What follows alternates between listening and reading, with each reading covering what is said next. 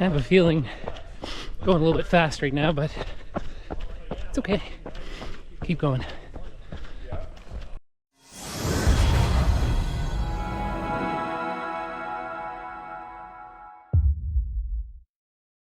Hi everybody and welcome to today's video. My name is Matt and this is What Matters to Matt. Now on today's video, what I wanted to talk about were just 10 tips that I had for running a trail race. Now if you follow my channel, just this past weekend, I did my first ever trail race. It was a last man standing race. It was a 6-kilometer loop that you had to be back every hour on the hour if you wanted to do the next loop and not get scratched off the list. I was pretty successful. I was able to make it 7 loops, didn't get back in time for my 7th loop, so officially I did 6 loops with a little bit of a bonus loop during the 7th. But it was a whole lot of fun and it had me convinced that I want to put a little bit more trail running into my training and into my racing because I had such a great time during that race. But today I thought I'd do what I normally do after any race event, and that is I normally just go over a list of things that I felt went well or didn't go so well and come up with some things I want to focus on the next time that I actually go out there for a race. So today we're going to go over 10 tips as to what I think you might want to focus on for your next trail race. By the way, if you are new to my channel, what I do here is I tend to share this type of video and I share some race vlogs and different things, but mostly it's about trying to be the best version of myself for the most important thing in my life, which is my family. If that's something you want to see more of, please consider subscribing. Head on over to my channel and check out some of my other videos. I've got a lot of solid content in there. With that out of the way, let's get into tip number 1, climatization.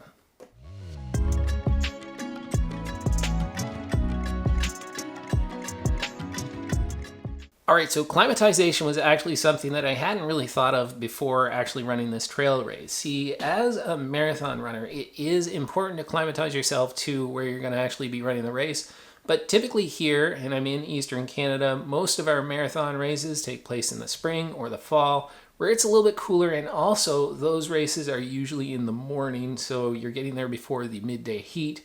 When it comes to an ultramarathon or a race that you're going to be running throughout the entire day, that's kind of unavoidable. Even if it's in the spring or the fall, there's really a decent chance that you might run into a particularly hot day. We ran into that when I ran this last man standing race last weekend. I think it got up to about 35 degrees Celsius was the feel-like temperature. So it got pretty warm by the end of the race, by midday, and it's a little bit unavoidable. And during my training block, I actually didn't consider that too much, and when it got really hot outside, I took that opportunity to go in and run on a treadmill.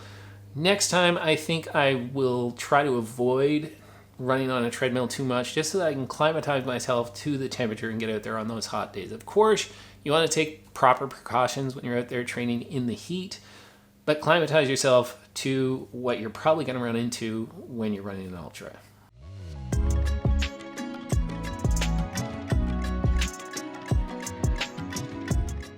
And tip number 2 is actually to know the trail. Now, this is something that I didn't pay close attention to when it came to the ultra, and I kind of ran into a couple of different problems. One, I was a little bit surprised about how technical and how much vertical that was actually on the trail loop that we actually ran this past weekend.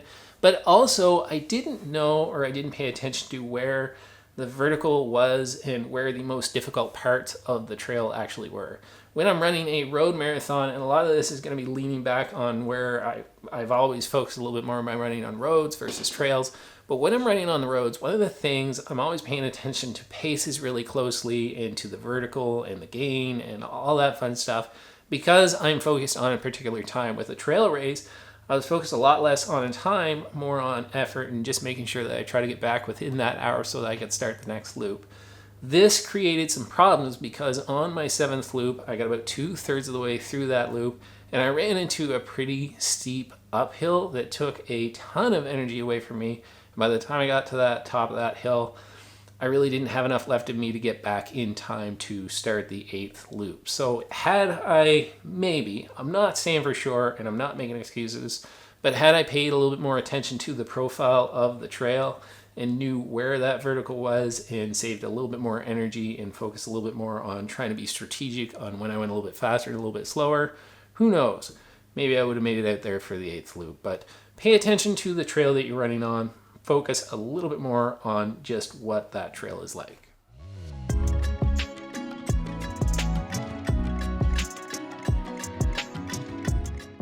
Number 3 is food, and this is a little bit of a strange one for me because when you're training for a road race, for a marathon, typically you're eating a lot of stuff like goos, gels, something that you can pack in a pack or in your shorts, and you're not really focusing on eating actual food. Now, I knew that this was actually a thing that you would do during an ultra, during a trail race, but when I was out there training, I didn't train myself to be able to eat something more substantial, some actual food. Do you need to train with the food that's going to be offered on the course? Not entirely. I think probably for an ultra, for me at least, the most important thing is that during your training, you get used to taking in something more substantial out there on the run. Just when it comes to race day, whatever food you have with you or whatever food they're offering, of course you need to make sure that that's going to be okay on your stomach. But for the most part, for me in training, it's getting used to eating something more substantial on the day.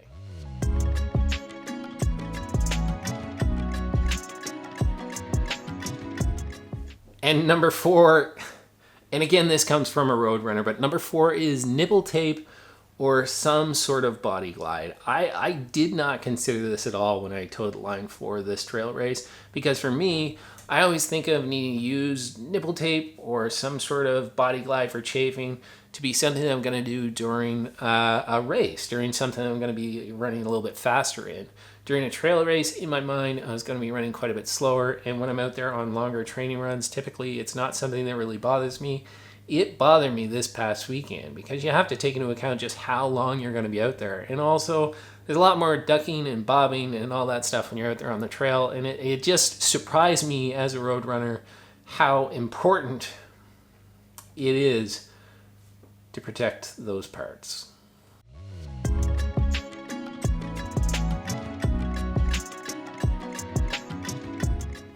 Tip number 5 is hydration and food on the run. Now, my plan, and a lot of people had a similar plan, if you look at the race video, again, link in the description down below, but my plan was that when I finished each one of the last man standing laps, I would come in, I would get my fluid, I would get my food, I would drink and eat all that, and then I would head back out on the course for the next loop. What I actually ended up running into was the fact that I didn't have enough time between each loop to get in enough fluid and enough food, and I started running into trouble during the later laps when I was leaving myself less and less time between each lap. Now, had I been a little bit more prepared, I would have taken my vest with me and had that available. I probably wouldn't have needed it for the first lap, but eventually had that with me so that I could sip on some water, sip on some Gatorade, sip on some Scratch, eat a little bit of food, carry that stuff with me when I was out during the loop. I found myself really trying to rush to get things in, and ultimately during that 7th loop, I ended up cramping pretty bad, and that was kind of the demise to me getting back in time to start the 8th loop.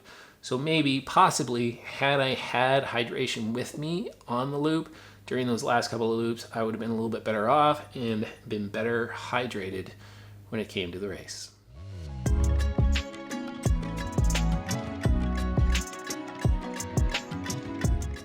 Tip number 6 is training specific. Now, I know probably the most obvious thing here is to run more hills, to get on trail more often in your training. If you're somebody like me who runs more roads, you need to get more hill work.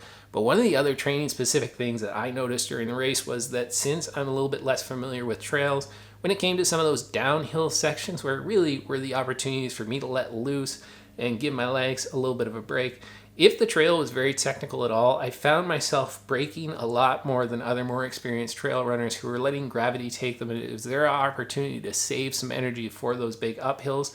For me, I was using a lot more energy. Had I thought of this before, I would have spent some time figuring out how to do a little bit better, tiptoeing through that more technical trail as I was going downhill so I could let loose a little bit more and let gravity take me and not spend so much time braking. So train for what you're going to be racing on.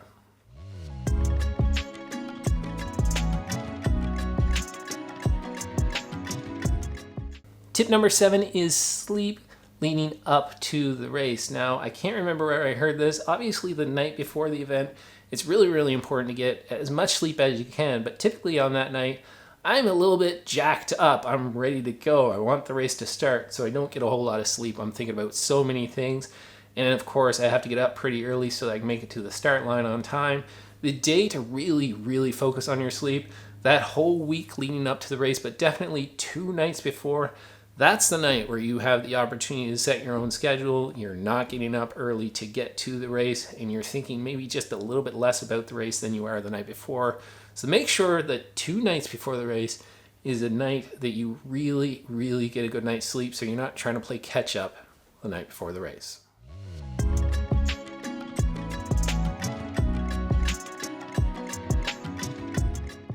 And tip number 8 is all about recovery. One of the things that I did during this race was that after the race was done, I really didn't focus on my recovery. The next morning I had to get up really early and work at 7:45. So I was up pretty early in the morning to go and work at the gym. And I also didn't really focus on my nutrition as well as I could have. Now after the race, I did eat lots of calories. I consumed lots of different things that would help replenish my body, but I didn't focus on specific nutrients and make sure that I was getting those in. I believe after the race, I ate 2 giant hot dogs at the race, drank another bottle of Coke, another bottle of Gatorade, a couple of salt pills, and called it a day. Then I got home. My daughter was having her 8th grade celebration. She's going from grade 7 to grade 8. They had a bunch of pizza. I downed a ton of pizza, a ton of candy. So I had lots of food and lots of calories, but at no point did I really focus on exactly what I need to properly recover when it came to my food, what I needed to properly recover when it came to my sleep. So I need to have a little bit more plan next time around to make sure that I'm doing something like taking a protein shake right after the race, or just making sure that I'm getting the proper nutrients that I need and not just consuming everything. It's a great time immediately after a race to kind of, that may be your time to let loose, and mentally for me, often I do.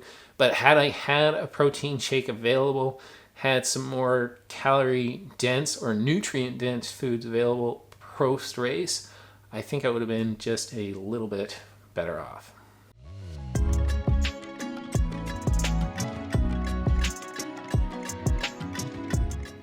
And the 9th tip is pacing. Now, when I train for a marathon, I have my paces dialed in, I have everything figured out. I'm really, really focusing on that. When I'm running on a trail, and certainly during this race, a whole lot of that is done a little bit more to feel. I wanted to make sure that I have the appropriate effort. But what I found myself doing was I would look to people that were of similar abilities to me to kind of tag along with them and let them set the pace for me, just to make sure that I was back within the hour, because again, I've got a little bit less experience on the trails. The problem with that is, especially in something like a last man standing, is that how are you feeling on the day? How many loops are they actually planning on running?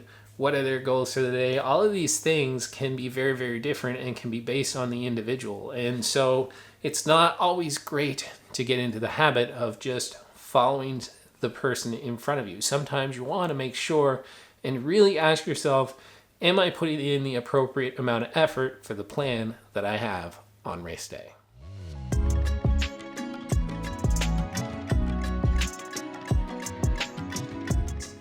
And the last and final tip that I have for you that ties so many of these other tips together is to have a goal in mind. Now, if you watch some of my other videos on this trail race, I really didn't have a goal in mind at all. I had a goal marathon that I wanted to hit in the spring, and I had a goal marathon that I was doing in the fall. And this trail race was just my opportunity to get my toes wet, dip my toes in the water when it came to trail running.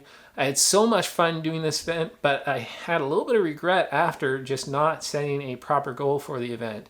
Not knowing exactly how hard I wanted to push it, what my pace was going to be. I didn't know how many laps I wanted to do.